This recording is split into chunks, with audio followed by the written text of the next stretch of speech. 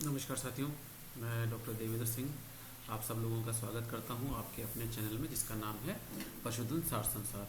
तो साथियों, एक लंबे समय के बाद में एक वापस हम लोग एक मुहिम शुरू कर रहे हैं जिसके अंदर हम कोशिश करेंगे कि जितने भी आपके चैप्टर्स हैं उन चैप्टर्स को या जितने भी हम आपके सिलेबस हैं वेटनरी साइंस का स्पेशली, उस सिलेबस को हम घर बैठकर ही सॉल्यूशन करने की कोशिश करें। ठीक है। ये सीरीज़ इसलिए भी बहुत महत्वपूर्ण हो जाती है क्योंकि देखिए अभी इस समय बहुत सारे बच्चे हैं रिज़ल्ट का वेट कर रहे हैं, या बहुत सारे बच्चे हैं जो भी असमंजस की स्थिति में है कि क्या पता उनका होगा कि नहीं होगा।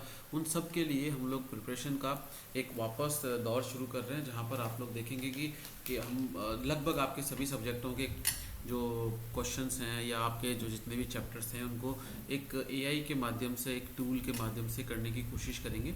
ये जो एआई टूल रहेगा इसमें आप लोगों को ग्राफिकल रिप्रेजेंटेशन मिलेगा जहाँ पर आप देख पाएंगे, समझ पाएंगे। देखिए क्लास के अंदर कई बार ऐसी स्थिति हो जाती है या जब हम नोट्स पढ़ते हैं तो ऐसी स्थिति हो जाती है कि हमें कोई चीज़ समझने के लिए उसके डायग्राम की आवश्यकता होती है। कोई चीज़ को अगर हम परफेक्टली देखना चाहते हैं तो उसके लिए हमें एआई की सहायता होती है कि वो काम कैसे करती है, क्योंकि कंसेप्ट जब तक आपके तैयार नहीं होंगे तब तक आप लोग उस एग्ज़ाम के लिए तैयार नहीं हो पाएंगे। कंसेप्ट का मतलब होता है, मैं कहूँ कि एक बिल्डिंग मुझे बनानी है तो सबसे पहले उसकी नींव को मजबूत करना पड़ेगा। अब इन सब चीज़ों के अंदर देखिए बहुत तरह की नकारात्मकता ज़रूर आएगी। कुछ लोग आपको कहेंगे कि देखिए अभी कुछ आवश्यकता नहीं है पढ़ने की, या अभी भर्ती आएगी नहीं। इस तरह की बातें चलती रहेंगी मार्केट में। जो समझदार व्यक्ति होते हैं वो समय पर तैयारी करते हैं, और जब समय पर तैयारी करते हैं तो वो अपने लक्ष्य को पहुंच जाते हैं। एक कहावत है ना कि लेट भागना से बेहतर है कि समय पर चलना। अगर आप समय पर चलेंगे तो आपको भागने की ज़रूरत नहीं पड़ेगी। और हर बार ये गलतियां करते हैं बच्चे। ज़्यादातर बच्चे इस गलतफहमी में रहते हैं कि जो दूसरे बच्चे कह रहे हैं वो सही कह रहे होंगे बजाय उनके टीचर के। तो देखिए एक चीज़ आपको याद रखनी है, सक्सेस होने का एक ही मंत्र है, गुरु की बातों को फॉलो करें। वन टीचर वन अप्रोच, एक ही को आप माने और उसको आप हमेशा इस तरह से फॉलो करें कि जो वो कह रहे हैं अपने पुराने एक्सपीरियंस से कह रहे हैं। तो मैं आप लोगों को कहना चाहता हूँ कि आप लोग तैयारियाँ शुरू कर दें। ठीक है, अच्छी तैयारियां करें क्योंकि सीटें जब अगली बार आएंगी तो कम आएंगी, कंपटीशन बहुत रहेगा। हमारे पास करने को कुछ और रहता नहीं है। जब हमने ये डिप्लोमा किया है तो हमारा उद्देश्य ये रहता है कि या तो हम प्रैक्टिस कर लें या फिर हम सरकारी सेवा के अंदर चले जाएं, उसके बाद प्रैक्टिस करें। देखिए प्रैक्टिस तो आपको करने के लिए बहुत लंबा टाइम मिल जाएगा, पर तैयारी करने के लिए कुछ एक साल ही होते हैं, इसके बाद तैयारी होती नहीं है। और आज दिन ब दिन देखते जा रहे हैं कि प्रैक्टिस का हाल तो ये होता जा रहा है कि गली गली के अंदर हम देखेंगे कि बहुत सारे प्रैक्टिशनर हो चुके हैं, इतने कॉलेजेस हो चुके हैं। इसके अलावा बहुत सारे क्वैक्स घूम रहे हैं जो 10वीं 12वीं पास हैं और LN2 का जार लेने के बाद में वो भी इस फील्ड के अंदर पशुओं के साथ में आप देखते हैं कि ट्रीटमेंट वगैरह भी करने लग गए हैं। चलिए खैर, हम हमारे जो फोकस है उस पर करते हैं। देखिए फिजियोलॉजी चैप्टर में आप लोगों की जो एक बुक है फिजियोलॉजी, उसको शुरू कर देता हूँ। और फिजियोलॉजी को आप ये समझिए, इससे पहले मैं आप लोगों को फिजियोलॉजी समझाऊँ, मैं आपको 10 सब्जेक्ट की कहानी बता देता हूँ कि हमारे सब्जेक्ट जो हैं वो 10 कौन कौन से सब्जेक्ट हैं। और उसके बाद में हम ये जो सीरीज़ शुरू कर रहे हैं ऑनलाइन घर बैठने की, उसमें हम लोग बात करेंगे। हो सका तो इसके लिए कुछ और प्रावधान भी करूँगा, कुछ नए चेंजेस भी लेने की कोशिश करूँगा अगर रिस्पॉन्स आप लोगों का अच्छा आता है। देखिए उन लोगों के लिए मैं ये नहीं पढ़ा रहा हूँ जो लोग अभी इस भर्ती परीक्षा में पास हो जाएंगे। ये पढ़ाई उन लोगों के लिए जिनको ये पता चल चुका है कि अब हम इस भर्ती परीक्षा में पास नहीं हो पा रहे, गलतियां हो गई हैं हमसे, उन गलतियों को सुधार कर अगली भर्ती परीक्षा में कैसे हमें पास होना है। तो ये लंबी सीरीज चलेगी, इसे देखिए ज़रूर। और इसको जैसे ये है मैं पार्ट के अंदर डालूंगा, पार्ट 1 पार्ट 2 करते हुए, इसी तरीके से आप इसको देखिएगा आगे। देखो अगर हम बात करें तो आपके 10 सब्जेक्ट आते हैं। 10 सब्जेक्ट के अंदर सबसे पहला जो सब्जेक्ट आता है वो सब्जेक्ट आपके आता है एनाटॉमी का सब्जेक्ट। तो हम देख रहे हैं कि हमारे पास में टोटल अभी 10 सब्जेक्ट हैं, और उम्मीद है कि जब ये अगली भर्ती परीक्षा होगी उसमें भी हम 10 सब्जेक्टों के साथ ही मैदान में उतरेंगे। सबसे पहला जो सब्जेक्ट है, जब आप कॉलेज में भी पढ़ रहे थे तो उस समय आपने सबसे फर्स्ट ईयर में जो सब्जेक्ट पढ़ा था वो था एनाटॉमी। देखो एनाटॉमी का मतलब होता है जब हम किसी शरीर की संरचना का अध्ययन करते हैं। मोटे तौर पे मैं आपको समझा दूं कि लीवर कहाँ है, ठीक है, लीवर कहाँ है, क्या काम करता है वो हम बात नहीं कर रहे। लीवर कहाँ है, कैसा दिखता है, क्या क्या उसकी संरचनाएं हैं, कितने लोब्स हैं, पसलियाँ कहाँ हैं, हड्डियाँ कौन सी हड्डी कहाँ पर है, इन हड्डियों की शेप क्या है, जॉइंट्स कैसे दिखते हैं, जॉइंट्स की शेप क्या है, ये सारा काम जो शरीर की संरचनाओं से संबंधित है वो हम एनाटॉमी में पढ़ते हैं। मोटे तौर पे आपको समझ में आ गया कि हमारे शरीर में जितने भी अंग हैं वो कहाँ पर स्थित हैं उनकी संरचना क्या है उसको हम एनाटॉमी में देखेंगे। जब हमने संरचना पढ़ ली तो अब हमें क्या पढ़ना है कि ये काम कैसे करते हैं। जैसे मसल्स, कौन सी मसल सबसे बड़ी है, मसल्स कैसी बनी होती हैं, या हृदय कि कितने चैम्बर्स हैं, हृदय कहाँ पर है, ये सारा काम हमने एनाटॉमी में पढ़ा। लेकिन हृदय काम कैसे करता है ये हम किस में पढ़ेंगे, ये हम फिजियोलॉजी में पढ़ेंगे। इसके बाद एक सब्जेक्ट आपके और आता है जो आपके सब्जेक्ट में नहीं है, इसलिए मैं इसको यहाँ से एक्सक्लूड करता हूँ, लेकिन मैंने लिखा जरूर है। इसका नाम है पैथोलॉजी। ठीक है, पैथोलॉजी में आप ऐसे समझिए कि पैथोलॉजी वो सब्जेक्ट है, जैसे मैंने कहा कि हृदय काम क्या करता है वहाँ तक तो हमें फिजियोलॉजी में पढ़ना है, लेकिन हृदय में अगर कोई विकृति आ गई, डिफॉर्मिटीज़ आ गई, हृदय ने काम करना बंद कर दिया, या हम जैसे बोलते हैं हेपेटाइटिस हो गया है, लीवर ने काम करना बंद कर दिया है, तो किसी अंग के जो बीमार होने की अवस्था है उसको हम कहते हैं पैथोलॉजी। क्योंकि आपके ये कोर्स में नहीं है तो उन्होंने मेडिसिन के अंदर ही इसको शामिल कर दिया है। अब आप मेडिसिन पे आइए। मान लीजिए जब मैंने कहा कि एक अंग की संरचना हमने देखी, अंग की कार्यविधि हमने देखी, अब हम क्या देखना चाहते हैं कि अगर अंग में कोई रोग हो गया है, समझ रहे बात को, अगर अंग में रोग हो गया है तो रोग होने के बाद में लक्षण क्या प्रदर्शित होंगे। जैसे हिपेटाइटिस होना पैथोलॉजी में पढ़ेंगे, लेकिन हिपेटाइटिस की वजह से वो खाना पीना बंद कर देगा। या मैं एक एग्जांपल दूं, एफएमडी की वजह से आप देखते हैं कि पशु, हम क्या पढ़ते हैं मेडिसिन में कि एफएमडी का कारक हमने पढ़ा, एफएमडी के कारक पढ़ने के बाद में हम देखते हैं कि पशु बुखार आना, लार गिरना, रोपी सलाइवेशन हो जाना, ये जितने भी लक्षण आते हैं, टाइगर हर्ट हो जाना, ये सारे लक्षण हम किसमें पढ़ते हैं, मेडिसिन में। साथ के साथ हम मेडिसिन के अंदर पढ़ते हैं उसका उपचार कैसे होगा।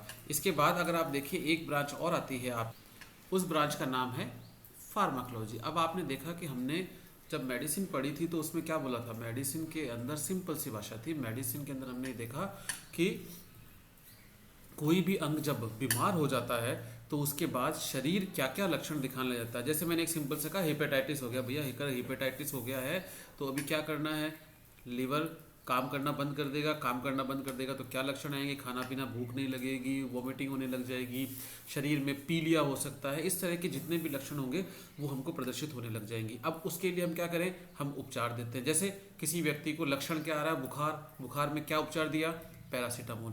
अब समस्या ये होती है कि ये पैरासीटामोल, हमको क्या पता पैरासीटामोल काम क्या करती है, हमको क्या पता पैरासीटामोल कहाँ से प्राप्त हुई है, हमको क्या पता पैरासीटामोल को पाउडर फॉर्म में देना है, सिरप फॉर्म में देना है, लिक्विड फॉर्म में देना है, इंजेक्शन के फॉर्म में देना है। इसका मतलब औषधियों की पहचान करना, उन्हें बनाना, मिश्रित करना, इकट्ठा करना तथा उनकी भार व माप का ज्ञात करना भी एक विज्ञान के अंतर्गत हम पढ़ते हैं, जिसको हम फार्माकोलॉजी कहते हैं।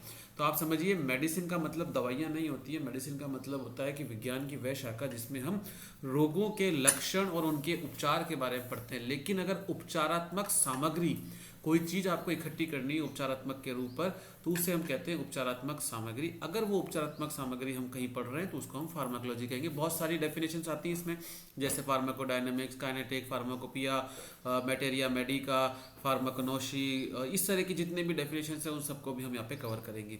फिर मेडिसिन की एक ब्रांच आती है जहाँ हम उपचार जब कर रहे हैं उसके अंदर हम हमारे हाथों का उपयोग करते हैं, चाहे वो एक बैंडेज के रूप में ही क्यों ना करें, उसे हम कहते हैं सर्जरी।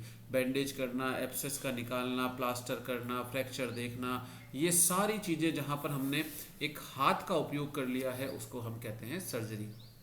मेडिसिन की ब्रांच है।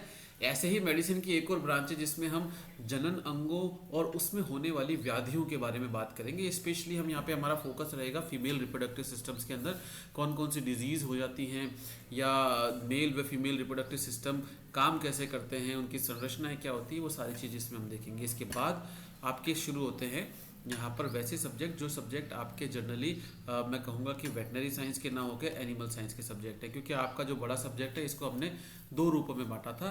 एक था वेटनरी साइंस और दूसरा था एनिमल साइंस। ठीक है, वेट साइंस और एनी साइंस।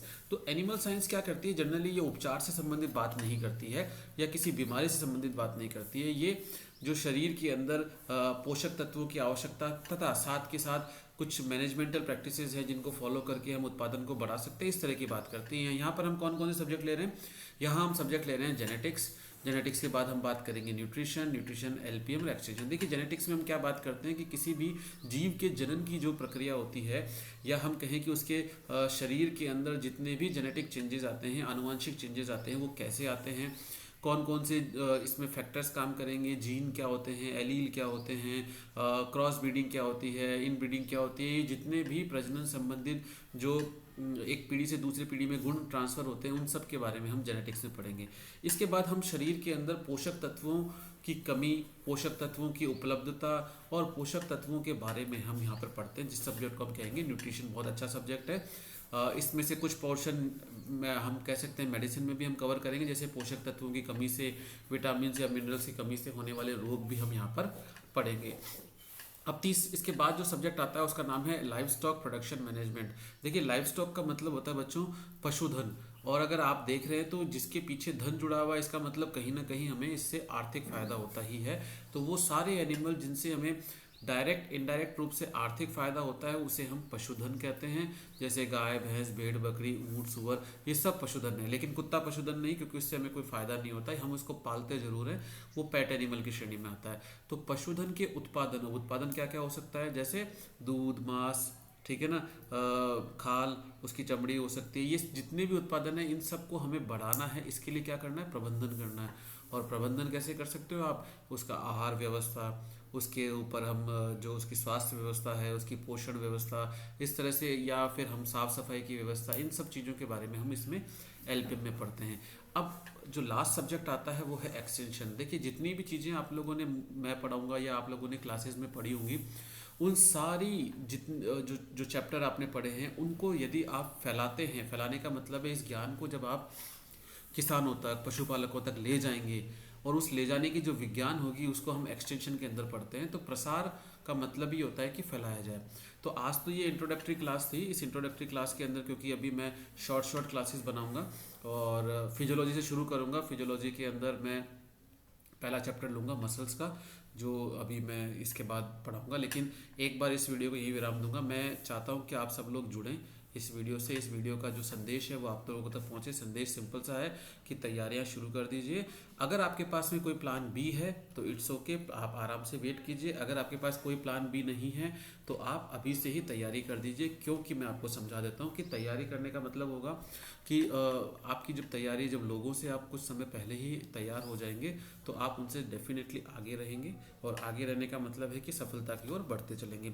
कोई गारंटी नहीं होती है कि आप आज से पढ़ेंगे तो पास हो ही जाएंगे। मैं ऐसे कुछ गारंटीज़ में विश्वास नहीं करता। हाँ, हम मेहनत करेंगे, और मेहनत के अंदर हम लोग ये देखेंगे, कोशिश करेंगे कि आप लोगों की जो डाउट्स हैं, बेसिक चीज़ें जो क्लियर्स नहीं हैं, आप लोग जो रट के आ जाते हैं, उन सब चीज़ों से थोड़ा सा आगे बढ़ने की कोशिश करेंगे। Thank you very much. इस क्लास को लाइक करें, चैनल को सब्सक्राइब करें और आगे जुड़े रहें। जिन बच्चों को तैयारी करनी है वो ही आगे आगे आएँ। ऐसे बहुत सारे जो बच्चे होंगे जो इस तरह के कमेंट्स करेंगे, उनको मैं यही निवेदन करूंगा कि आप इस तरह की जो ज्ञानवर्धक क्लासेस होती हैं उनसे थोड़ा दूर ही रहें। क्योंकि देखिए, नकारात्मक कमेंट करने से आपकी भी ऊर्जा ख़राब होगी, और उन कमेंट्स का जवाब देने में मेरी भी ऊर्जा ख़राब होगी। हर कोई व्यक्ति अपने अपने हिसाब से काम करता है। आप फील्ड करना चाहते हैं फील्ड करें, पढ़ना चाहते हैं पढ़ें, आप कुछ और करना चाहते हैं कुछ और करें। ये जो क्लासेस मैं बना रहा हूँ ये स्पेशली उन बच्चों के लिए बना रहा हूँ जो बच्चे पढ़ना चाहते हैं।